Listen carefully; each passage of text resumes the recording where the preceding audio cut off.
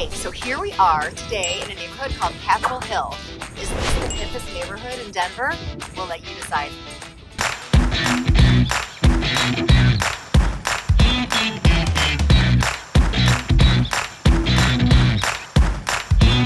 So it's another great day in Denver, Colorado, and I am Michelle Wise. And I'm Cheryl Crown. And we are living in Denver, Colorado. If you're thinking about making the move to Denver, or maybe you already live here and you're wanting to make the move within the great city of Denver or the Denver metro area, then you've come to the right place. Because Michelle and I live here, we can give you inside scoop on everything Denver. So please be sure to subscribe below and tap the bell for notifications so you'll be the first one to know the next time we drop a new video. Yep, and while we are realtors here in the great state of Colorado, we make these videos to inform you. We want to let you know everything there is to know about eating, drinking, sleeping, working, playing, living in Denver, Colorado. So if you're ready to make the move or you have any other questions, give us a call, shoot us a text, or send us an email. All of our information's down below. Michelle and I get calls and emails every single day, and we personally respond to each and every one. So regardless of your time frame, we've totally got you covered. So with that, let's check out Capitol Hill. Okay, so here we are in Capitol Hill neighborhood, and behind us you can see the actual Capitol building. Capitol Hill neighborhood is where you find a Capitol on a hill in Denver. Yeah. So true. We crack ourselves up. That's not whoever invented this neighborhood name wasn't very creative because no. That's literally what you got here. Yeah, absolutely. So there are about 15,000 residents in the Capitol Hill neighborhood. And one cool fact about the Capitol building is when you go inside, there's a spot you can stand where you're exactly 1 mile above sea level. So 5,280 feet above sea level. So I did that field trip in like 4th grade social studies class. Yep, So there you go. As far as housing and that type of thing go, most of the people who live here, 75% actually are renters. 25% obviously then own the properties, but it does make this like a great spot for investments. Yeah, and I think part of that's because a lot of it is, multifamily housing. So there are some single family homes here. A lot of them are very large. Victorian mansions. Yep. So you're not going to have, a lot of single family homes. So when you look at what's available, it's a lot of condos. There are some apartments. But the neat thing about these condos is it's not your typical, suburban condo complex. There are a lot of old buildings, oftentimes large mansions that have been turned into and subdivided into residences and multifamily properties. A lot of the businesses here are old Victorian homes that have been converted into law offices, business offices, doctor's offices, those types of things. So a lot of charm and character here. And I don't know if you can hear the bells going off too, but that's really cool. It's noon. It's noon in Denver. Yep. And those I think are, I don't know if they're the Capitol bells or if there's the church over there, but it's probably the church. But yeah, that sounds amazing. Yeah, for sure. So when we were researching, we found the most expensive home on the market is $4.5 million. And that's an 1896 Victorian, 7,100 square feet, lots of rich history, beautiful architecture, and it's on about a quarter lot. So $4.5 million, that's what it'll get you in Capitol Hill. But on the other side, we also found that there were 25 condos available for sale between $215 and about $350. Yeah, so lots of affordability considering you're right here smack in the heart of Denver. Absolutely. And most of those are 1 bedrooms, a couple studios, and then there was just a couple 2 bedrooms kind of sprinkled in there. But yes, the affordability is excellent here. Yeah, and when you think about what you get for that money here in the heart of Denver, we practically are right here in the heart of Denver. I mean, our Capitol's right behind us there. Downtown is, depending where you are in Cap Hill,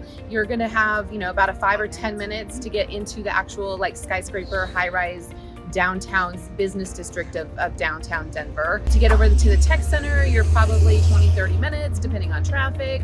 Out to the airport, probably 30 minutes as well.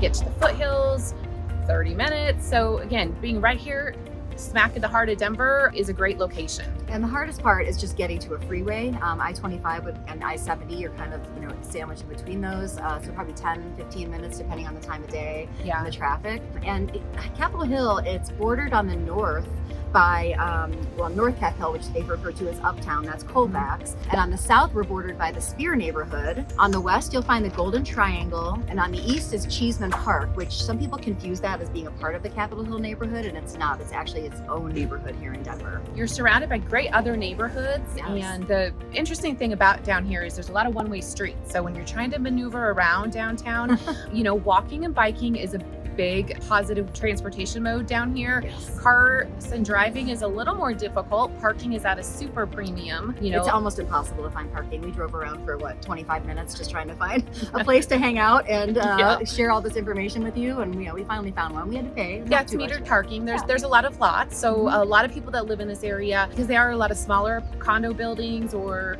things like that, you don't have the big underground parking lots. Some buildings do, but not all of them. So parking's a premium, or parking's important to you, then definitely check with us on something like that if you're considering making the move here. But a lot of people also can get monthly parking memberships. A lot of people can get parking, they pay a monthly parking fee in some of these lots, and there are options, but it is tougher than in some of the other neighborhoods we've covered. So a lot of people say Cap Hill is it. This is the place to be. Super hip, super cool vibe. It's a lot of locally owned restaurants and bars and stores like bookstores. You get places called Sexy Pizza and Slice Works. There's a lowdown brewery here that's supposed to be really awesome where you can bring your dog, grab a beer, grab some lunch. A lot of small, not a lot of chain restaurants Right. or businesses, a lot of small, independents or mom and pops. So the vibe here is super cool. And again, with that walkability, Yes. you walk out your front door in this neighborhood and you go down the block one direction and you've got options there. You turn around, you go the other direction, and there's a lot of options there. So again, that's one of the things that makes this neighborhood so cool. We've mentioned how dog-friendly Colorado is, and this is no different in this part of town here. You would think that, with not a lot of single family homes and not a lot of yards, people may not have as many dogs in this neighborhood, but there are people walking dogs everywhere here. And a lot of the businesses are dog friendly with allowing the dogs to be on their patios and decks. So a little bit about the history of Capitol Hill. Basically, it was established in the late 1800s. As we talked about, the mansions here, which you'll see in some of the video footage, are stunning. Beautiful. And they do a really good job maintaining the architectural integrity of the properties here. They have a lot of rules and regulations surrounding that. And that's just to protect, It It's is. to protect our heritage History. and the history here, because this area is so rich with history for Denver, because again, this is some of the original portions of Denver right here. Yeah, the most central neighborhood in Denver itself. Yeah. So then in the late 1800s, the silver dollar actually crashed. And what happened was people went broke. And so they could no longer afford to live in their mansions. So they vacated, they left Denver, went somewhere else to create a new life. And that's when the mansions started converting to businesses and multifamily properties and that type of thing. And then what happened was Colfax used to be like the main thoroughfare through Denver. East-west. Yep. And so then they built I-70. So not only did they have the silver dollar crash, then there was no more tourism because I-70 was bypassing basically the Capitol Hill neighborhood. When you think about it, back in that day, Colfax and I-70 really aren't very far apart from each other. Probably not even half a mile away from each other, but back in the day when you didn't have cars, that's probably a long distance for them to have to go. And I'm sure people were just distraught about it because it did take away all that traffic that used to come straight through the middle here, took it further north. Yeah, absolutely. So a lot of businesses went under and they just weren't getting the tourism. But then Jack Kerouac and his crew came to town, and there's actually a street here called Poets Row where all of the buildings are named after famous poets. It's really cool. It is really cool. So you'll see the video footage of that here. And so when Jack Kerouac and his other poet friends came to town, it really revitalized the Capitol Hill neighborhood. So went through a little bit of a slump and then came back in full force. Going back to what else is offered here, I mentioned earlier it's a lot of small mom and pop places, but there are some chains. Trader Joe's is right around the corner. Trader Joe's, and there's a Chiba Hut. So it's a good balanced mix as far as all that goes. And Syrup, that's one of my favorite breakfast that's restaurants. A great breakfast restaurant. And Carboy Winery is right down the street as well, which is a local winery here that makes some decent wine. For Colorado. Yeah, for Colorado.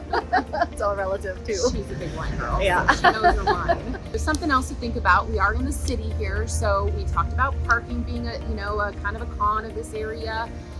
Something else to think about is homeless. So sometimes we hear that from our clients, that in certain parts of Denver, there is some homeless population, and that is 100% true. It's spread across the Denver metro area in different pockets, but you got to think about that it's relative, right? So depending on where you're coming from, you may come here and think the homeless population is not a bad thing. Or if you're coming from other places, we do have some homeless here in Colorado and in Denver. And so, as sad as that is, it's just something to think about if that's a concern for you. But again, it's relative. And, there are some pockets of tent cities and, homeless walking the streets, but again, for the most part, I think they tend to leave everybody alone if you leave them alone. So. Yeah, and it's an urban environment. It is It's an to urban be environment. expected, and Absolutely. the city is really trying to focus on the homeless Giving them options issue and and figuring out how to create make some it win-win win-win. for everybody. Yeah. So, but that's a process and it's not going to be solved overnight. So something to think about if that's something you're concerned about. Absolutely. And one last fun fact about Capitol Hill, there's something here called the Molly Brown House. Molly Brown was actually a survivor of the Titanic. So it's a pretty famous place. People like to go check it out. Yeah, you can go there and have tea. Yeah. It's a little museum. Yeah. It has a lot of Titanic artifacts and history there. It's a fun little place. I've been there, and it's Fourth grade. That might have been fifth grade. grade. That might have been fifth grade social studies class. But yeah, I mean, who would think that Denver has ties to the Titanic, right? Yeah. So We got it all here in Denver. yep, and we're out because it looks like they're bringing the lawnmowers in, and so. That's it for now.